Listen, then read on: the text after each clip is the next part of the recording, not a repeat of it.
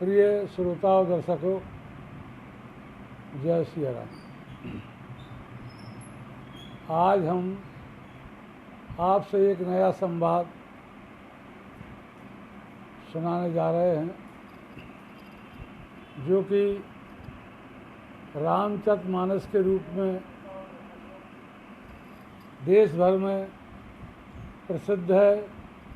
तो उस रामचरितमानस की कथा को भगवान शंकर ने पार्वती जी को सुनाई, काकभूषण जी ने गरुड़ जी को सुनाई और याज्ञवल्क्य जी ने भरद्वाज को सुनाई। इन संवादों को लेकर गोस्वामी तुलसीदास जी ने श्री रामचरितमानस की रचना की और आज उस रामचरितमानस को भारत में घर घर में पूज्य ग्रंथ की भांति पाठ किया जाता है। शायद ही ऐसा कोई हिंदी का ग्रंथ हो जो रामचरितमानस से अधिक पढ़ा गया हो। रामचरितमानस के पठन पाठन में मनुष्य शांति का अनुभव करता है, ज्ञान का अनुभव करता है और उनके तथ्यों से अपनी संस्कृति, जीवन के आचार विचारों को उसके अनुरूप ढालने का प्रयास करता है। यहाँ जो विषय है रामचरितमानस में एक चौपाई का विषय है, जिसे तुलसीदास जी ने खगोल की घटनाओं से संबंधित किया है।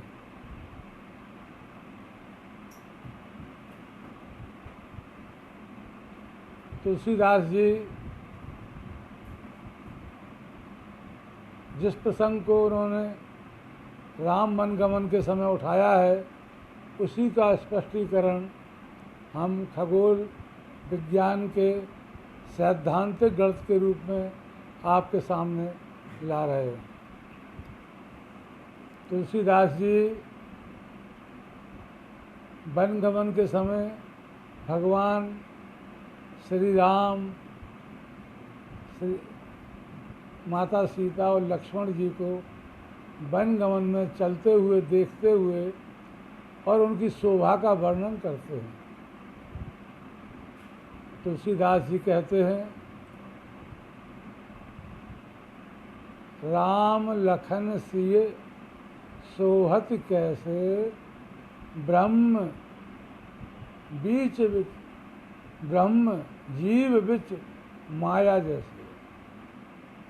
भगवान राम आगे चल रहे हैं, ब्रह्म के स्वरूप में है, बीच में सीता जी माया है और पीछे लक्ष्मण जी जीव हैं।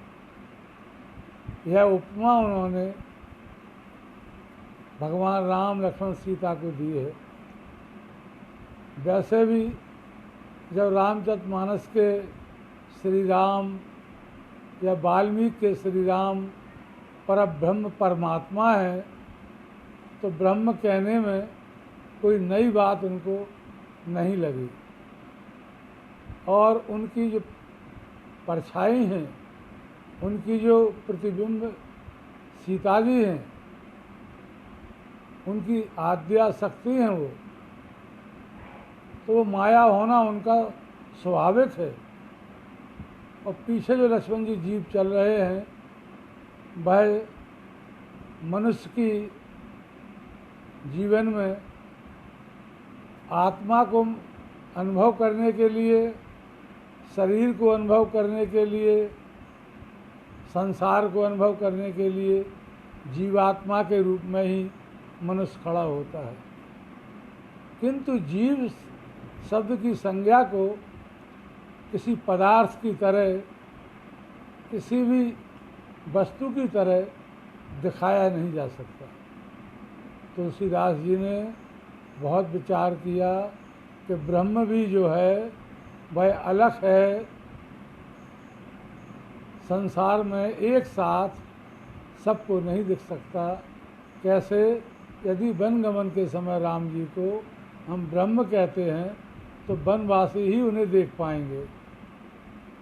सीता जी को माया कहते हैं तो माया ब्रह्मांड में व्याप रही है, सारी प्रकृति का संचालन कर रही है, तो कैसे माया का निरूपण हम आम व्यक्ति को कर पाएंगे।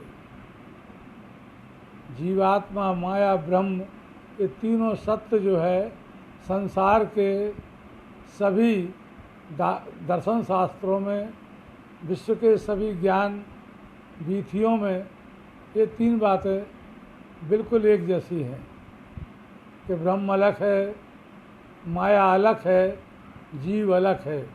ये लखे नहीं जा सकते, देखे नहीं जा सकते। तब फिर उनको तत्काल आत्म प्रबोध होता है उसी समय, और तुलसीदास जी उसी के नीचे अगली चौपाई लिखते हैं। राम लखन सिय सोहत कैसे, ब्रह्म जीव बिच माया जैसे। इसके तत्काल बात सुनिए। उपमा बहुर कहूँ जिय जोही, जन बुध विधु बिच रोहिणी सोही। अब तुलसीदास जी कहते हैं उपमा बहुर कहूँ जिय जोही, कि मैं अब बहुर माने पुनः, दोबारा, फिर से उपमा दे रहा हूँ भगवान को। भगवान के राम पथ गमन के समय तीनों का दृश्य कैसा है। उनके मन में ये विचार आया कि एक क्षण में एक जैसा भगवान का दृश्य संसार के सभी मनुष्यों को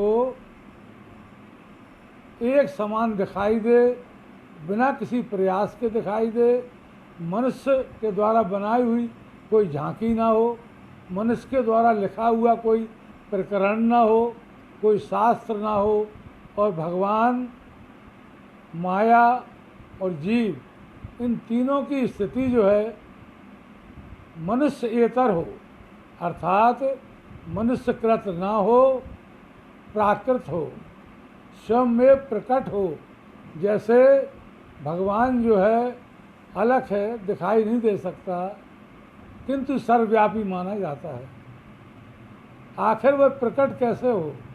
वो प्रकट हो तो हर प्रकार की भाषा, हर प्रकार के देश प्रदेश, हर प्रकार के जीव मनुष्य सबके लिए समान रूप से दिखाई दे, उसमें कोई भेद ना हो। तो ऐसी कोई धर्म का बुनियादी तत्व, धर्म का अर्थ अवधारणा, ईश्वर के प्रति जो अवधारणा है, उस धर्म की धरा को इस प्रकार प्रकट किया जाए कि संसार के सम्मुख एक स्वयमेव प्रकट उदाहरण प्रस्तुत हो सके। तब तुलसीदास जी कहते हैं उपमा बहुर कहूँ जिय जोही, मैं पुनः वह उपमा दे रहा हूँ जो मेरे हृदय में ज्योति अर्थात प्रकाशित हो रही है, मेरे हृदय में प्रकाशित है। कैसी? उपमा बहुर कहूँ जिय जोही, जन बुध माने बुध ग्रह, जन बुध विधु, विधु माने चंद्रमा, जन बुध विधु बिच माने बीच में, रोहिणी सोही अर्थात रोहिणी नक्षत्र शोभायमान दिखाई देता है।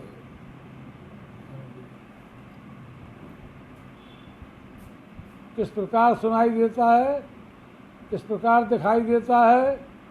जैसे रोहिणी पर राम जी आगे हैं और लक्ष्मण जी पीछे हैं, बीच में रोहिणी है। रोहिणी नक्षत्र आकाश में 30 डिग्री से लेकर और 53 डिग्री 20 मिनट तक आसमान में दिखाई दे सकता है।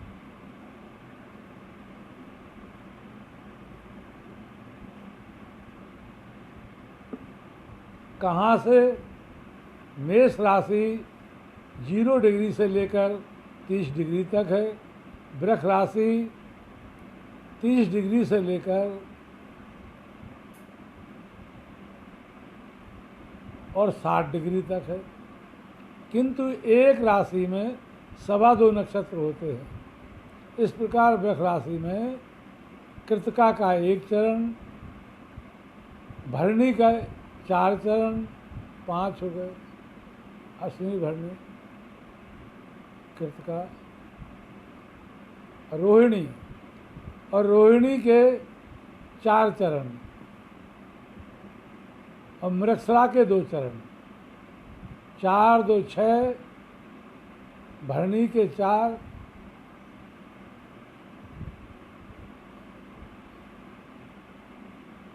नहीं भरणी मेष में है, कृतिका का 1 चरण, रोहिणी के 4 चरण, 5, और रोहिणी नक्षत्र जो है वह 30 अंश से 40 अंश से 53 अंश 20 मिनट तक होता है,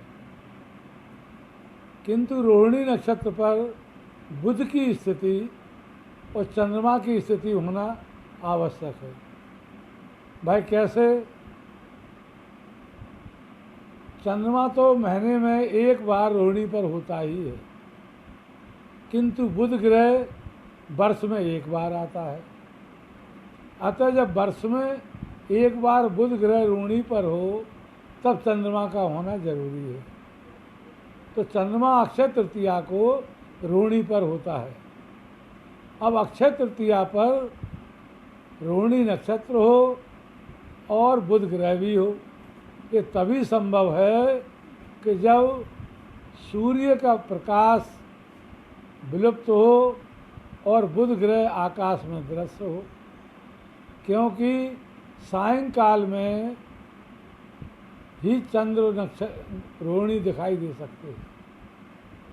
किंतु स्थिति ऐसी है खगोल की कि बुध ग्रह सूर्य से 28 डिग्री ना तो आगे जा सकता, 28 ना पीछे जा सकता, अर्थात सूर्य से 28 इधर उधर या साथ में ज़्यादा रहता है। तो सूर्य जब अस्त होता है बुध अस्त हो जाता है। सूर्य और बुध के बीच में इतनी दूरी बनी रहे कि बुध रोहिणी नक्षत्र के पास हो और चंद्रमा उस समय हो और सूर्य डूब चुका हो।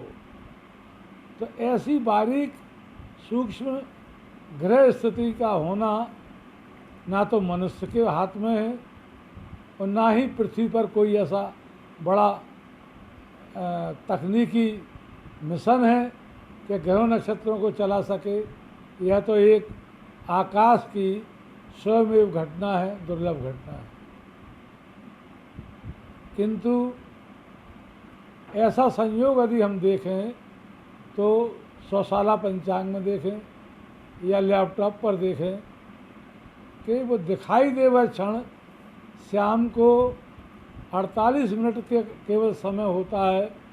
बुध जब सूर्य से थोड़ा दूर हो, सूर्य अस्त हो जाए और वो दिखाई दे, पर 48 मिनट से आगे बुध नहीं दिखाई दे सकता और वह भी अस्त हो जाएगा। चंद्रमा जब शाम को रोहिणी नक्षत्र पर हो, रोहिणी नक्षत्र दिन में ही समाप्त होता है, तो चंद्रमा भले ही वृष राशि में हो पर रोहिणी पे नहीं होगा। तुलसीदास जी का मंतव्य उद्देश्य कि राम लक्ष्मण सीता की शोभा छवि कैसी है जब रोहिणी पर बुध और चंद्र हों। ऐसी स्थिति कभी शताब्दियों में बनती है और ऐसी स्थिति का खोज अनुसंधान करते करते लगभग 2-3 पुस्तकें पहले निकल चुकी हैं और चौथा एडिशन निकला है। वह निकला है विश्व धर्म की बुनियाद अर्थात मिशन सद्भाव 2021। क्यों कि इसमें एक चीज़ और सामने आती है। इस्लामी काल गणना से उनके महीने चंद्रमास पर आधारित है और उनके चंद्रमास के जो आधारित पर्व त्यौहार हैं वो 10 दिन प्रतिवर्ष बाद में होते हैं। अर्थात जैसे रमज़ान महीना पवित्र मास में उपासना होती है, 30 रोजे के बाद चंद्र दर्शन आकाश में दिखाई देता है तो घोषणा हो जाती है कि सुबह ईद मनेगी। अब इस प्रसंग को यहाँ क्यों आवश्यकता है इसकी? केवल इसलिए कि जो ईद का चांद दिखाई देता है वही चांद रोहिणी नक्षत्र का अक्षय तृतीया को होगा, और अक्षय तृतीया को जब कभी ईद आएगी तो वह समय दोनों का साथ साथ होगा। पर इसकी विशेषता है कि इस्लामी कालगणना चंद्रमास की कालगणना के हिसाब से यदि रमज़ान का महीना चैत्र में आकर पूरा हो और बैसाख महीने के लगने की तिथि पर ईद का चांद दिखाई दे तो 33 वर्ष में ऐसा अवसर एक बार आएगा।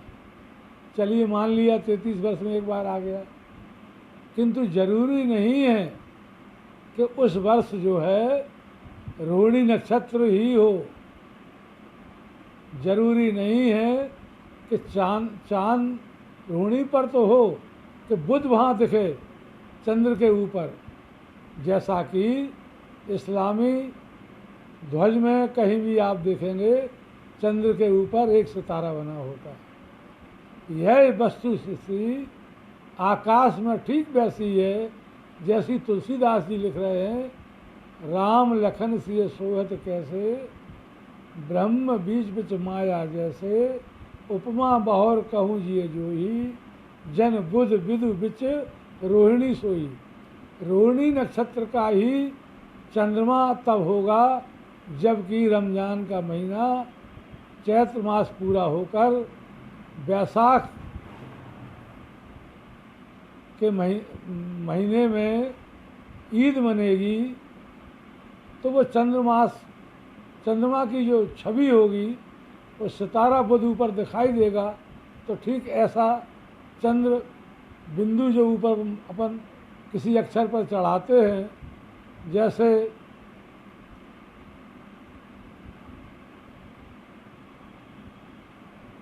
बांसुरी, तो वा के ऊपर अपन बिंदु लगाएंगे और कहीं कहीं चंद्रा ऐसा बनाकर अनुस्वार रखते हैं। ऐसी स्थिति, ऐसा चित्र जो है इस्लाम के चिन्ह के रूप में पहचाना जाता है। दोनों धर्मों की एक उत्पत्ति एक ही स्थान पर आकाश में दिखाई दे तो माना जा सकता है कि सद्भाव के लिए कोई एक संवाद, सद्भाव की कोई एक चर्चा के लिए एक अवसर प्राप्त होता है, जो शताब्दियों के बाद 13 मई 2021 को दिखाई देगा सायंकाल ठीक 7 बजे, पश्चिमी आकाश, भारत। इस विषय को हम अधिक जिज्ञासुओं के प्रश्न हमें प्राप्त होंगे तो और स्पष्ट रूप से एक बार इस कार्यक्रम को पुनः प्रसारित करेंगे। आप ध्यान रखें, इस बात को सोचें कि ये मनुष्य का बनाया हुआ नहीं है, किसी प्रकार की कोई संयोजित रचना नहीं है। यह प्राकृतिक घटना है जो आकाश में घटेगी, उसे अपने अपने अर्थ में, अपने अपने अवधारणा के, धर्म के अर्थ में मनुष्य उसको मानता आया है। और यह इंसानी सभ्यता की बहुत बड़ी धरोहर है जो पूरी मानवता के लिए एकता का संदेश दे सकती है। इसमें और भी चीज़ें हैं, बौद्ध धर्म से भी संबंधित हैं, इसमें और भी हैं, ईसाई धर्म से भी संबंधित हैं, जिनकी पूरी व्याख्या हमने विश्व धर्म की बुनियाद अक्षय तृतीया अर्थात सद्भाव मिशन 2021 13/5/21 में किया है। यह पुस्तक अभी उपलब्ध है और इसके प्रति जिज्ञासु जानना जो चाहेंगे उसका हम क्रमशः आपको उसका स्पष्टीकरण देते जाएंगे। आपने सुना, समझा, इसके लिए धन्यवाद। कल फिर एक नए विषय के साथ आपसे बात होगी। जय श्री